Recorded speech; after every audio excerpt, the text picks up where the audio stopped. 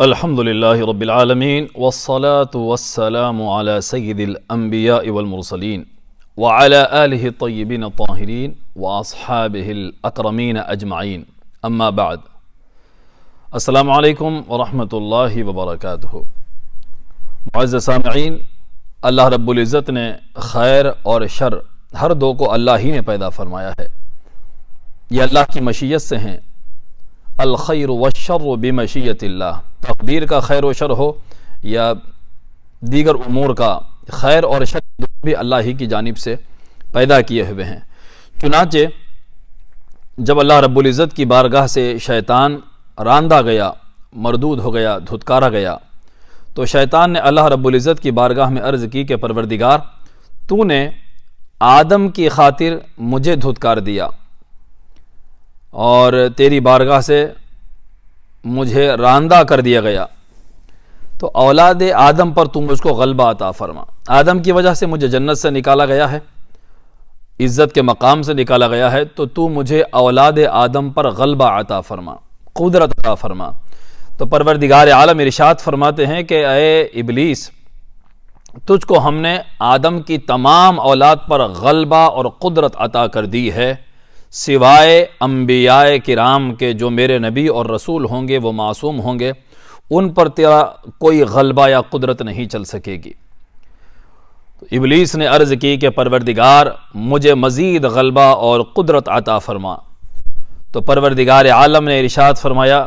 کہ جتنی اولاد کی آدم ہوگی اتنی ہی تیری بھی اولاد ہوگی۔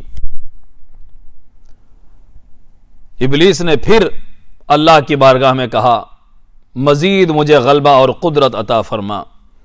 تو ارشاد خداوندی ہوتا ہے کہ اولاد آدم کے سینے تیرا ٹھکانہ ہوں گے،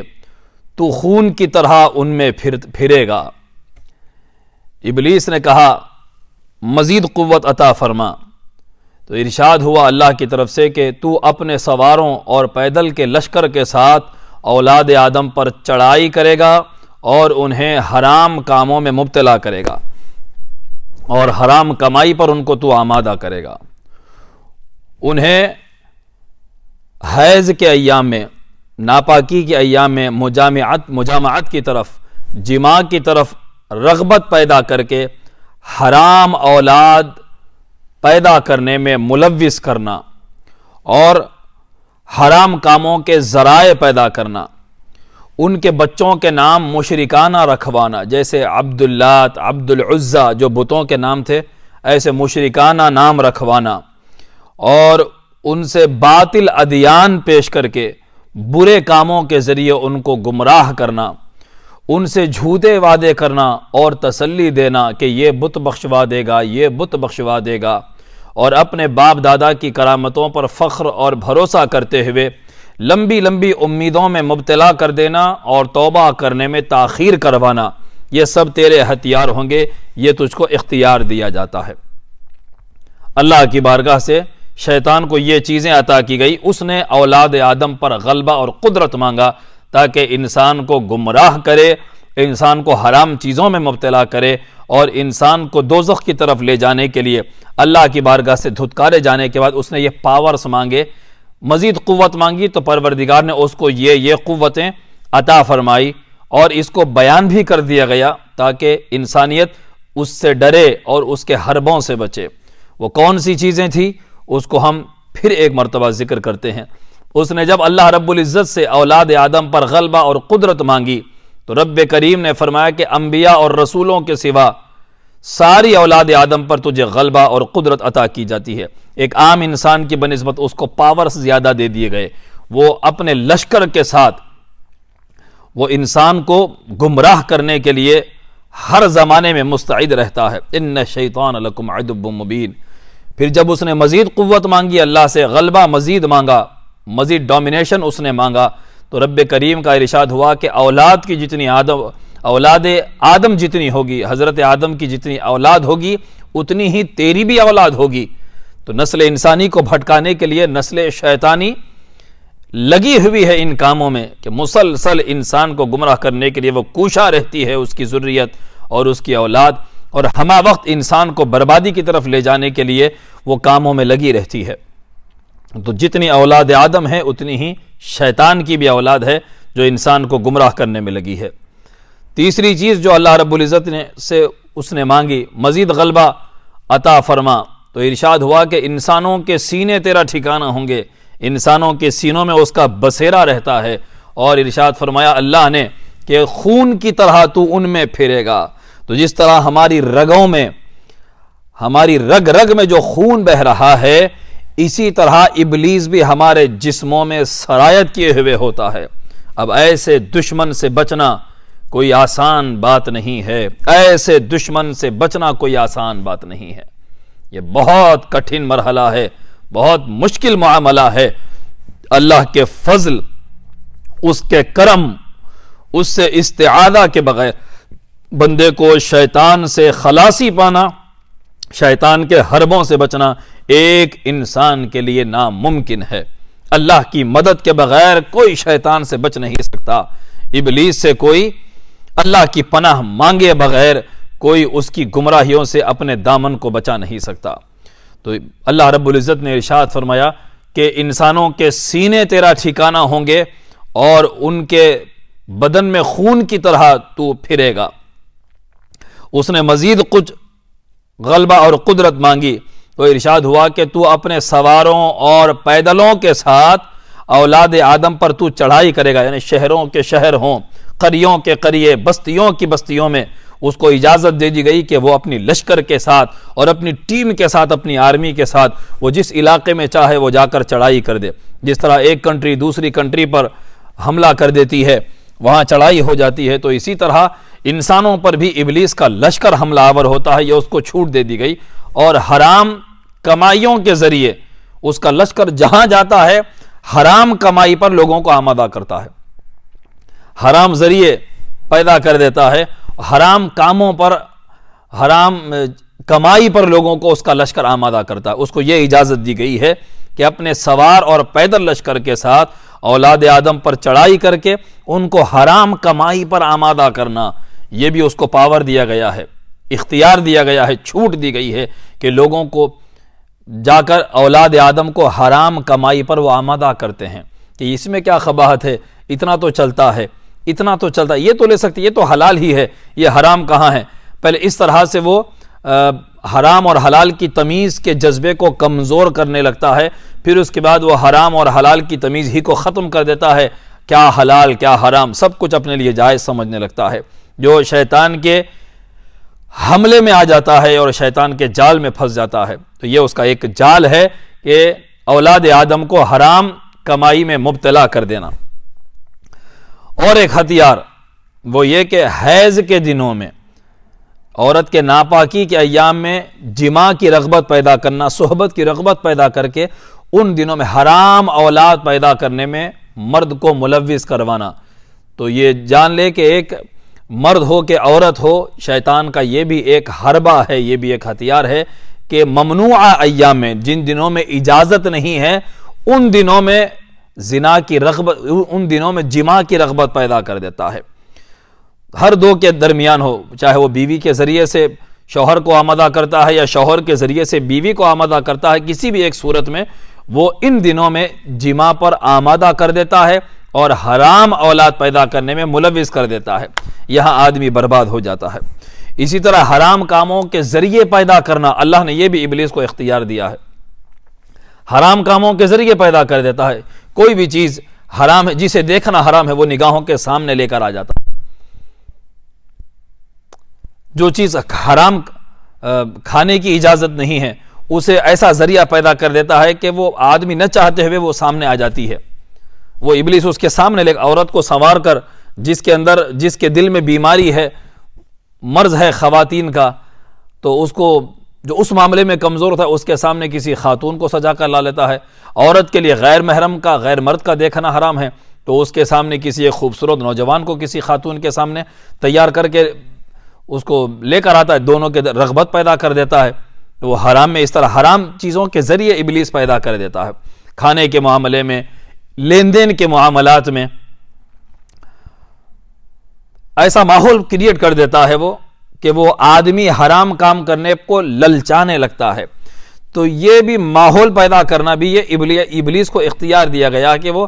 حرام چیزوں کے ذریعے پیدا کر دیتا ہے، حرام کام کرنے کا ذریعہ بنا دیتا ہے، وہ اس طرح سے کہ وہ بس کسی جگہ پر لا کر ایک تنہائی میں غیر محرم کو جمع کر دیتا ہے، وہ حادثاتی طور پر پھر دلوں میں رغبت پیدا ہو جاتی ہے، تو حرام کاموں کے ذریعے بھی پیدا ہو جاتے ہیں۔ تو اس میں انسان کی آزمائش ہے بہت بڑی، خیر و شر جو اللہ نے پیدا فرمایا ایک بہت بڑی آزمائش ہے انسان کے لیے، کہ کون ابلیس کی راہ اختیار کرتا ہے، کون استغفار کرتے ہوئے اللہ سے مدد مانگتے ہوئے اللہ کا ذکر اور اللہ کی یاد سے کون اللہ کی نصرت حاصل کرتا ہے۔ ایک اور ہتھیار ابلیس کو غلبے کے طور پر جو عطا کیا گیا، وہ اولاد آدم کے نام، بچوں کے نام مشرکانہ نام رکھواتا ہے، عبد العزیٰ، عبد اللات، اس طرح اور بتوں کے نام جو بھی ہیں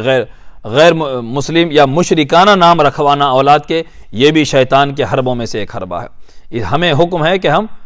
پاکیزہ نام رکھا کریں، جن ناموں سے عقیدہ توحید جھلکتا ہے، عقیدہ رسالت جھلکتا ہے، ایسے نام رکھوایا کریں۔ مشرکانہ ناموں سے اپنی اولاد کو ہم بچائیں، یہ بھی شیطان کے حربوں میں سے ایک حربہ ہے۔ مزید باطل ادیان پیش کر کے اور برے کاموں کے ذریعے انسانیت کو گمراہ کرنا، یہ بھی شیطان کو اختیار دیا گیا۔ باطل ادیان پیش کر دیتا ہے، جھوٹا دین اس کی نگاہوں کے سامنے لا لیتا ہے، آدمی پتہ نہیں کب تک عقیدہ توحید پر قائم ہے، عقیدہ رسالت پر قائم ہے، اس کے سامنے کوئی باطل دین پیش کرتا ہے، وہ لا کر قرآن ہی کے ذریعے یا حدیث ہی کے ذریعے یا پھر انبیاء کے واقعات سنا کر ہی اس کا ایمان چھیننے کی کوشش کرتا ہے۔ تو یہ بھی صحیح ہے، یہ بھی کیا غلط ہے۔ اس طرح سے وہ باطل دین کو بندہ قبول کر کے ایمان کی دولت سے محروم ہو جاتا ہے، اور برے کاموں کے ذریعے آدمی کو گمراہ کر دیتا ہے، برے کام جہاں ہوتے ہیں وہاں لے کر چلا جاتا ہے، بری صحبتوں میں بٹھا دیتا ہے، پھر وہ برے کاموں کے ذریعے آدمی گمراہ ہونے لگتا ہے۔ یہ بھی شیطان کے ہتھیار ہیں۔ اسی طرح اللہ کی بارگاہ سے جو شیطان کو چھوٹ دی گئی وہ یہ کہ جھوٹے وعدے اور جھوٹی تسلیاں کرنا، یہ بت تجھے بخشوا دے گا، یہ بت تجھے بخشوا دے گا۔ باطل عقیدے پر رہ کر بھی ان بتوں سے یہ امیدیں وابستہ کرنا کہ یہ مجھے بخشوائیں گے، یہ شیطان کا ایک ہتھیار ہے۔ اور اسی طرح اپنی باپ دادا کی کرامتوں پر، ان کی پوزیشن پر اور باپ دادا کے بڑے کارناموں پر فخر کرنا، اور یہ لمبی لمبی امیدیں وابستہ کرنا اور توبہ میں تاخیر کر دینا کہ میں تو لمبی امیدیں، ابھی زندگی بہت باقی ہے، بعد میں توبہ کی جائے گی، میں تو نیک ہی ہوں، اپنے آپ کو بہتر سمجھنا، اور وہ تمام چیزیں جس سے توبہ کرنے کو آدمی ڈیلے کرتا رہتا ہے، یہ شیطان ہی کی طرف سے ہوتا ہے کہ آدمی توبہ کرنے کو مؤخر کرتا رہتا ہے یہاں تک کہ اس کو موت آ جاتی ہے۔ تو یہ سب کچھ دے کر بھی اللہ نے انسانیت تک یہ پیغام پہنچایا بھی ہے انبیاء کے ذریعے کہ شیطان نے یہ چیزیں مانگی، ہم نے اسے دے دیں تاکہ اولاد آدم اس سے خبردار رہے اور ڈرے، اللہ سے خوف کھائے۔ گمراہی سے آدمی بچنے کے لیے ڈر کر اللہ سے استعاذہ کرے اور اللہ سے پناہ مانگے اور اس کی عبادت کی طرف آئے۔ یہ تو معاملہ ہوا اللہ سے ابلیس کا کہ اس نے اولاد آدم پر غلبے کے لیے مانگا۔ تو حضرت آدم علیہ السلام ابو البشر نے، ہم سب کے والد سیدنا آدم صفی اللہ علی نبینا وعلیہ الصلاۃ والسلام نے عرض کی، پروردگار تو نے شیطان کو میری اولاد پر غلبہ عطا فرما دیا، اب تیری رحمت کے بغیر اس کے غلبے سے بچنا، شیطان کی شرارتوں سے بچنا میری اولاد کے لیے ممکن نہیں ہے۔ کیسے بچا جا سکتا ہے تیری مدد اور رحمت کے بغیر؟ تو اللہ رب العزت نے ارشاد فرمایا کہ اے آدم، تیرے یہاں پیدا ہونے والے ہر بچے کے ساتھ میں ایک محافظ فرشتہ پیدا کروں گا۔ ہر بچے کے ساتھ، اگر ابلیس ساتھ ہے، بدن میں وہ سرایت کیے ہوئے ہے، خون کی طرح گھوم رہا ہے، پھر رہا ہے، سینوں میں ٹھکانہ بنا لیا ہے، تو پھر خوف مت کھا، میں تیرے ہر بچے کے ساتھ ایک فرشتہ حفاظت کرنے والا بھی پیدا کر دوں گا۔ اللہ اکبر۔ حضرت آدم نے عرض کی کہ پروردگار مزید کچھ عطا فرما،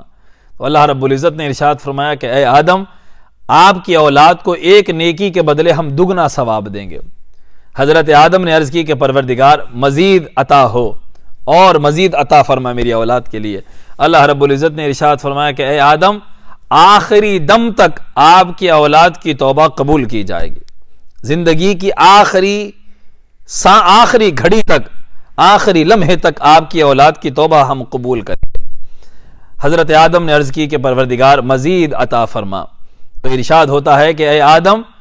ہم آپ کی اولاد کو معاف کرتے رہیں گے، چاہے وہ جتنے بھی گناہ کریں، جتنا بھی جرم ان سے سرزد ہو جائے، ہم ان کو معافی عطا کرتے رہیں گے۔ تب حضرت آدم علیہ السلام نے عرض کی کہ پروردگار بس اتنا کافی ہے، اب میں اپنی اولاد کے حق میں فکر مند نہیں رہا، آپ کا فضل، آپ کی رحمت اب شامل حال ہو چکی ہے۔ سبحان اللہ۔ سیدنا آدم علیہ السلام کی عرض پر اللہ رب العزت نے جو نعمتیں ان کی اولاد کو عطا فرمائی، اس میں سے ایک یہ کہ ہر انسان کے ساتھ، ہر اولاد آدم کے ساتھ ایک محافظ فرشتہ مقرر ہو جاتا ہے جو اللہ کی طرف سے لگا رہتا ہے، بشرطے کہ وہ اللہ رب العزت سے مدد مانگے، نصرت مانگے، تو وہ ابلیس اس کو گناہوں کی طرف لے جاتا ہے تو یہ اس کو نیکی کی طرف کھینچتا ہے، یا گناہوں سے بچنے کی طرف اس کی مدد کرتا ہے۔ ایک محافظ فرشتہ اللہ رب العزت کی جانب سے حضرت آدم علیہ السلام کی اولاد کو عطا کیا جاتا ہے ایک فرشتہ۔ دوسرا یہ کہ ایک نیکی آپ کی اولاد کرے گی تو اس پر ہم دگنا اجر عطا کریں گے، لیکن امت محمدیہ صلی اللہ علیہ وآلہ وسلم پر یہ نعمت مزید بڑھ گئی ہے، اس عطا میں اور اضافہ ہو گیا ہے کہ مَن جَاءَ بِالْحَسَنَةِ فَلَهُ عَشْرُ أَمْثَالِهَا۔ قرآن مجید میں اللہ رب العزت نے یہ پیغام دیا ہے اس امت کو کہ اب تم میں سے کوئی ایک نیکی کرے گا تو اس کے بدلے ہم اس کو 10 گنا اجر عطا کریں گے، اور امتوں کے لیے یہ قاعدہ اور قانون رہا، ایک نیکی کا ثواب 2 گنا اس کو دیا جائے گا۔ اور حضرت آدم علیہ السلام کے اس عرض پر اللہ رب العزت نے ارشاد فرمایا کہ ایک نیکی کے بدلے 2 گنا ثواب ہے، لیکن امت محمدیہ کے لیے ایک نیکی پر 10 گنا اجر اس کو عطا کیا جا رہا ہے۔ سبحان اللہ۔ پھر حضرت آدم سے جب انہوں نے مزید مانگا تو رب قدیر نے فرمایا کہ آپ کی اولاد کو